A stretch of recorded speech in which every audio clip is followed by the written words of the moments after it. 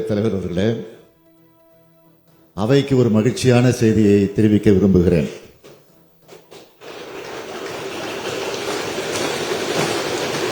சற்று முன்பு வரலாற்று சிறப்புமிக்க தீர்ப்பை நமது தமிழ்நாடு அரசு பெற்றுள்ளது.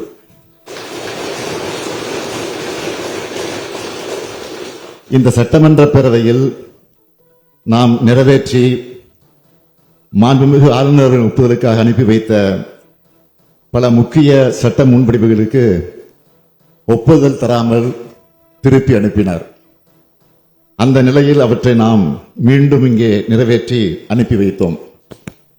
இரண்டாவது முறை சட்டமன்ற பேரவை நிறைவேற்றிய சட்ட முன்வடிவுகளுக்கு மாண்புமிகு ஆளுநர் அவர்கள் ஒப்புதல் அளித்தே ஆக வேண்டும் என்று அரசியல் சட்டம் வரையறுத்திருந்த போதிலும் இவற்றுக்கு ஒப்புதல் அளிக்காமல் ஆளுநர் அவர்கள் காலம் தாழ்த்தி வந்ததோடு அதற்கு தனக்கு அதிகாரம் இருப்பதாகவும் தெரிவித்து வந்தார். இதனை எதிர்த்து தமிழ்நாடு அரசு மாண்புமிகு உச்சநீதிமன்றத்தில் வழக்கு தொடுத்ததில் தமிழ்நாடு அரசின் வாதத்தில் இருந்த நியாயத்தை ஏற்று மாண்புமிகு ஆளுநர் அவர்கள் நிறுத்தி வைத்திருந்தது சட்டவிரோதமானது என்றும்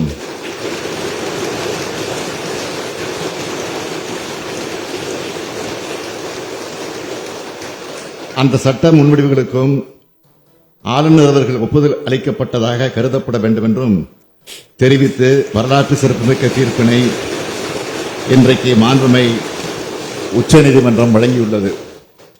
இந்த தீர்ப்பு தமிழ்நாட்டுக்கு மட்டுமின்றி இந்தியாவில் உள்ள அனைத்து மாநில அரசுகளுக்கும் கிடைத்த மாபெரும் வெற்றியாகும்.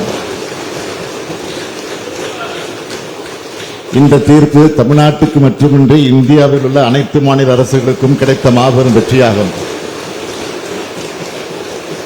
திராவிட முன்னேற்றக் கழகத்தின் உயிர் கொள்கையான மாநில சுயாட்சி, மத்திய கூட்டாட்சி தத்துவம் ஆகியவற்றை நிலைநாட்டிட தமிழ்நாடு போராடியது. தமிழ்நாடு போராடும், தமிழ்நாடு வெல்லும்.